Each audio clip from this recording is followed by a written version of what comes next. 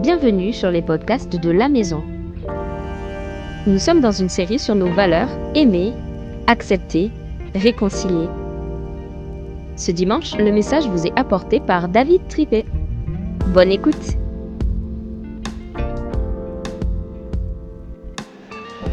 Yes, merci Nico. Et bienvenue Nico. Dieu t'aime tellement qu'il t'accepte même si tu es différent, même si tu te déranges. Dieu t'aime tellement qu'il t'accepte même si tu es samaritain. Dieu t'aime tellement qu'il t'accepte même si tu ne rentres pas dans les cadres religieux ou je sais pas, culturels ou les cadres de la société.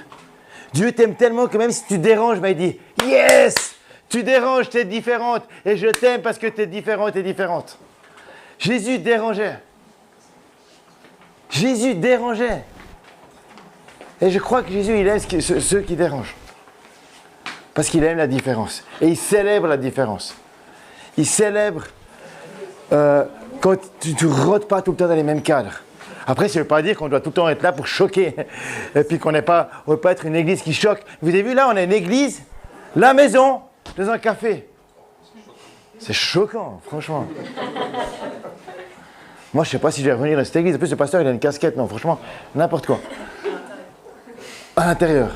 Bon, c'est vrai, c'est marqué la maison dessus, ça va. Mais moi, je veux dire, c'est que on a un Dieu tellement bon qui va au-delà des cadres, au-delà des habitudes, au-delà de ce qu'on peut imaginer. Il vient à ta rencontre. Il vient à ta rencontre. Et j'aime cette histoire dont Nicolas nous a parlé dans l'introduction de la Samaritaine. Je vous invite à voir l'épisode de The Chosen de la saison 1 pour ceux qui n'ont jamais vu la série The Chosen. On a la saison 3 qui sort au cinéma. Et c'est cool, vous n'êtes pas les soirs à voir au cinéma, parce que ce soir c'était au cinéma, la saison 3. Mais vous êtes là.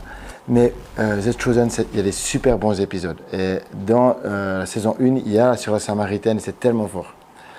Cette femme-là que Dieu aime, malgré le fait que les gens diraient qu'il ne faudrait pas l'approcher.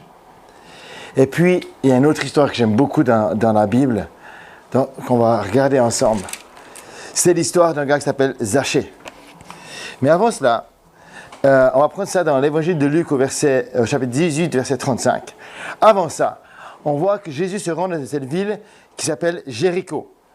Et, Jésus s'approche de Jéricho. Et là, il y a un aveugle qui est assis au bord du chemin et qui est mendiant. Qu'est-ce que vous faites, vous, quand vous voyez les mendiants dans la rue? Sincèrement. Qui est-ce qui essaie d'accélérer le pas? Qui est-ce qui dit « Ah, désolé, j'ai rien dans mes poches. » Bon, souvent, avec la carte bleue, c'est vrai qu'on n'a plus rien dans nos poches.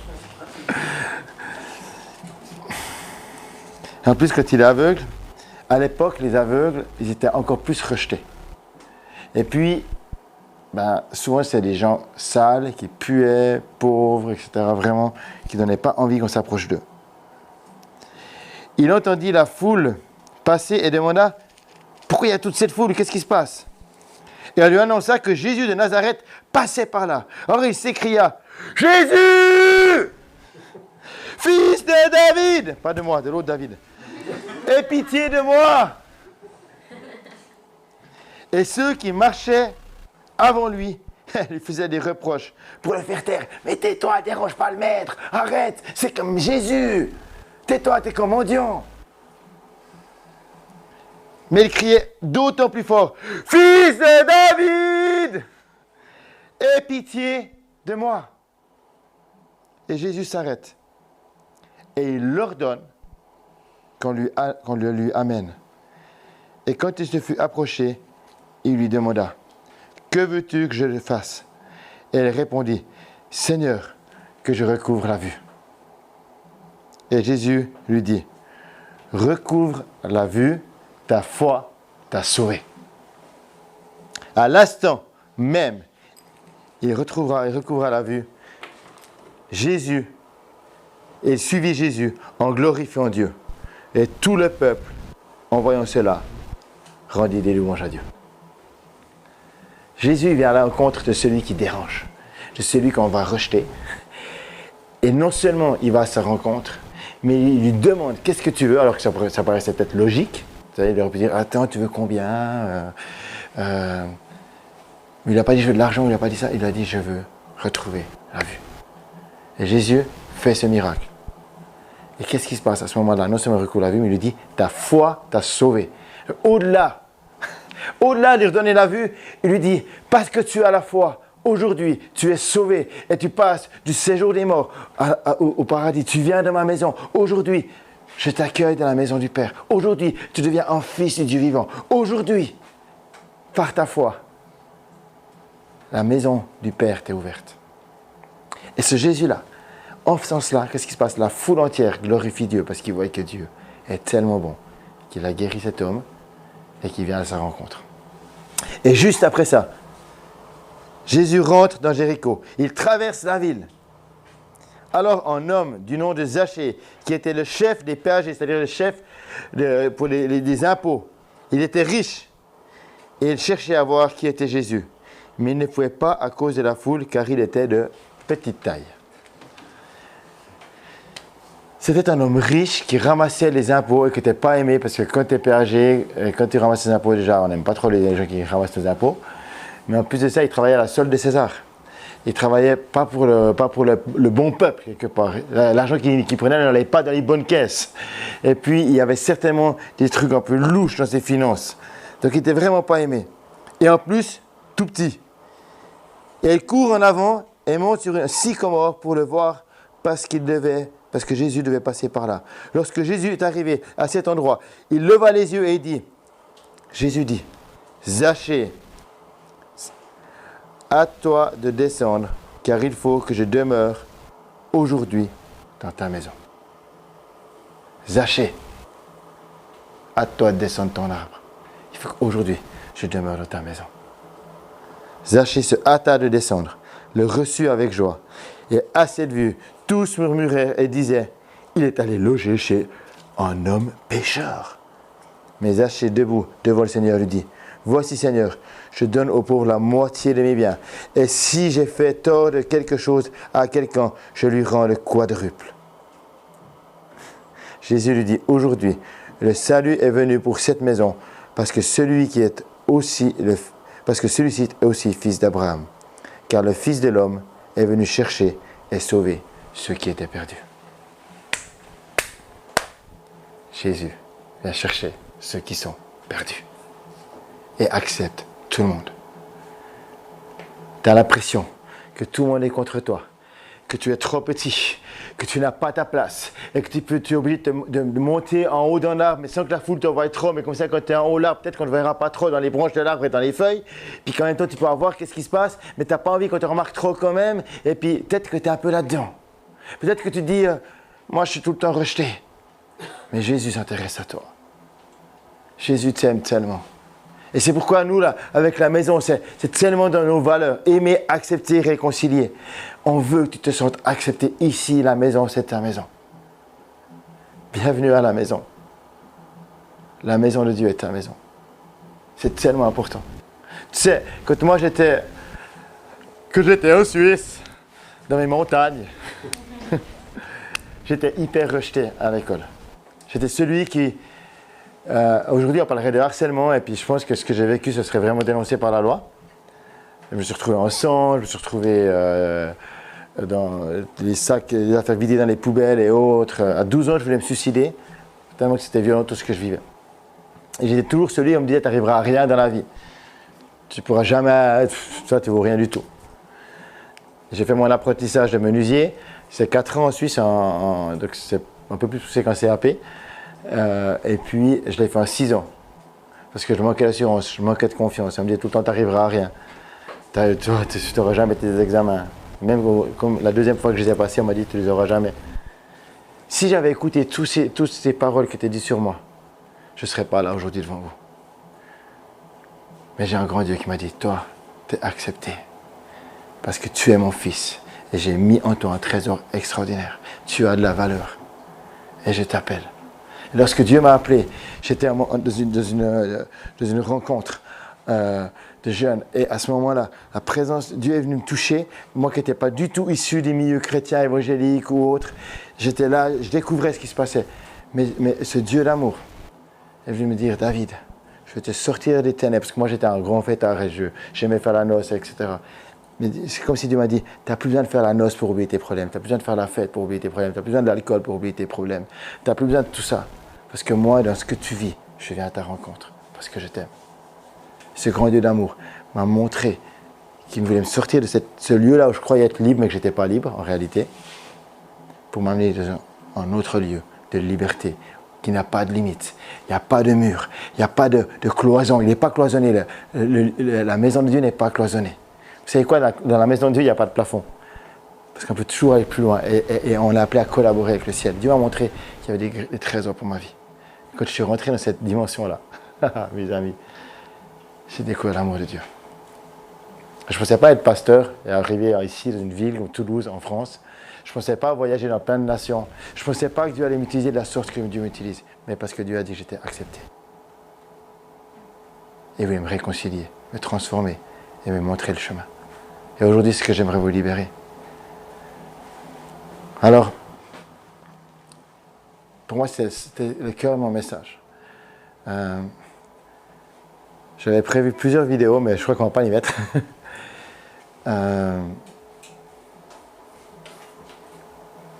C'est tellement important que tu sentes que tu as un grand Dieu d'amour. Et que tu ne te sentes pas seul. C'est tellement important que dans tout ce que tu vis, peu importe là où tu en es, même si tu dis, moi je suis loin de Dieu, moi je crois plus ou moins en Dieu, je crois qu'il y a un Dieu, mais là-haut sur son nuage, puis il est bien là-haut sur son nuage. J'ai envie de te dire, peut-être que tu peux oser lui dire, même si tu es tout là-haut sur ton nuage, j'ai envie de te connaître un tout petit peu plus. J'ai envie de savoir si vraiment tu existes. Tu peux lui faire cette prière-là. Tu peux lui dire, hé, j'ai besoin de te reconnaître, j'ai besoin de te connaître. Ou j'ai envie, ou j'ai peut-être pas envie, mais en même temps, peut-être un petit peu. Tu peux avoir peur, mais Dieu t'accepte et veut te rencontrer. Amen. Alors j'aimerais prier pour vous, mais avant ça, j'aimerais vous donner encore dire une chose. On vient de vivre le week-end Bouge ta ville. Qui c'est qui était là à Bouge ta ville? C'était cool, non? Là, tu peux préparer la vidéo? Trop bien. On vient de vivre ce week-end Bouge ta ville et on était 70 présents de, je sais pas, 7, 8 églises, peut-être 10 églises différentes. C'était difficile, j'ai pas le compte complet qui est rien après ça, je pense. Hein. Ouais. Et c'était juste extraordinaire de bouger cette ville de Toulouse. On était dans plein de quartiers de Toulouse différents, à faire différentes actions. Moi, j'ai vu plein de jeunes là, vous et puis plein d'autres. Est-ce que vous sentiez à la hauteur, avant Bouge ta ville, de faire ce que vous avez fait durant ce week-end? Ceux qui ont été dans le comité, est-ce qu'ils se sentaient à la hauteur? C'était chaud, hein? C'était chaud. Mais on a vécu des trucs tellement beaux. Et on ne se sent pas à la hauteur, mais Dieu te dit, moi je vais te qualifier. Dieu ne cherche pas des gens. Dieu n'appelle pas des gens qualifiés, mais il qualifie les appelés. Et on l'a vu vraiment. Tu peux juste montrer la vidéo et après j'aimerais prier. Voilà, ça c'était Bouge ta ville.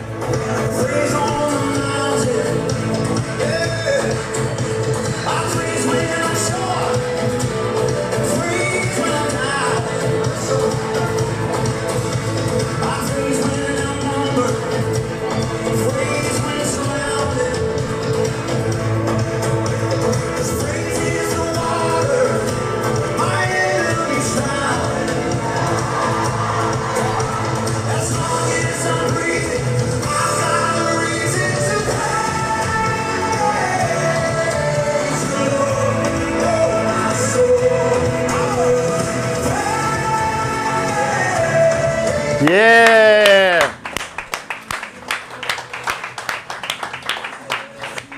On a ramassé plus de 15 kilos de déchets avec l'action des nettoyages de quartier. On a été auprès des migrants pour rendre ces femmes migrantes belles et prendre soin d'elles et des enfants. Et Florian s'est éclaté auprès des enfants. Il y en a qui ont fait du sport avec les migrants, c'était extraordinaire. Il y en a qui ont fait de l'évangélisation de rue avec Agapé. Qu'est-ce qu'il y a eu d'autre encore? Je crois que j'ai fait le tour. Hein? Et puis? Et dans les parcs, ouais, alors les actions dans les parcs aussi. Donc on a vécu plein de trucs extraordinaires. Et on a vu Dieu agir malgré nos imperfections. Alors aujourd'hui, j'aimerais qu'on puisse prier. J'ai invité Yoann à revenir pour la louange. Je ne sais pas où il est caché là derrière. Et toute l'équipe de louange, que toute l'équipe est Et les amis, à part ça, je me réjouis qu'on ait une équipe qui s'agrandisse de louange. Puis qu'on puisse avoir encore après un plus grand local avec une plus grande louange. Yes. Aujourd'hui, ce message, il est vraiment hyper important et il est clé dans nos valeurs. Sens-toi accepté. Et surtout pas jugé. Et surtout pas condamné. L'accusateur des frères, c'est le diable. Et on ne laissera pas le diable agir au milieu de nous. On ne laissera pas l'accusation prendre sa place. Parce qu'on a un grand Dieu d'amour qui triomphe et qui aime et qui accepte et qui veut te réconcilier, te pardonner, te renouveler par son esprit. Je vous invite à la prière et après on va rentrer dans la louange. Seigneur, merci parce que tu nous aimes chacun. Chacun a de la valeur. Chacun ici, Seigneur, est unique. Et pour chacun, tu nous montres comment tu nous acceptes. Comme tu as accepté la Samaritaine, comme tu as accepté Zachée, comme tu as accepté ce mendiant aveugle, et comme tu as accepté tant d'autres. Tu nous acceptes tels que nous sommes. Et tu veux nous montrer toute la valeur qu'il y a en nous. Tous les trésors qu'il y a en nous. Que le monde ne voit pas, que même nous, des fois, on a de la peine à voir. Mais toi, tu les vois, ces trésors. Et tu veux les faire jaillir. Tu veux les révéler. Parce que tu es tellement bon. Alors nous te bénissons, Seigneur, et nous t'accueillons au milieu de nous. Et on veut t'ouvrir nos cœurs, on veut ouvrir nos cœurs à ta présence. Ouvrir nos cœurs à ta vie et te dire, Saint-Esprit, sois le bienvenu dans nos vies. Sois le bienvenu au plus profond de nos cœurs.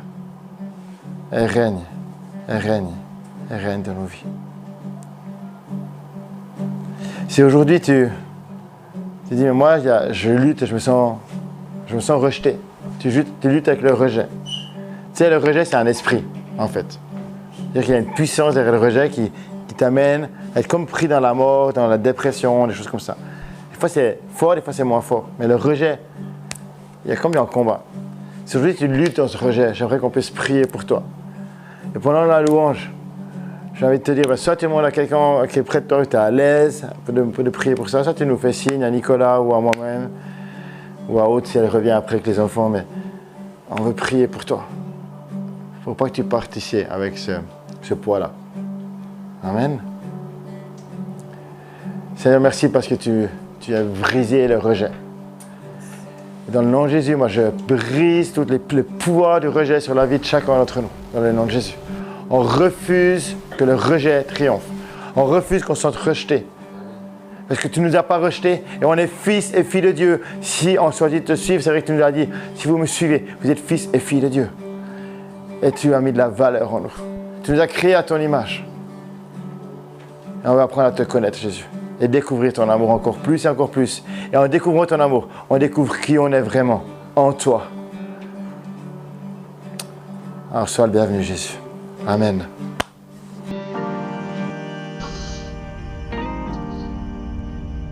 Merci pour votre écoute. Nous prions pour vous et nous voulons rester à votre disposition. Vous pouvez nous contacter à contact@égliselamaison.fr ou sur Instagram et Facebook.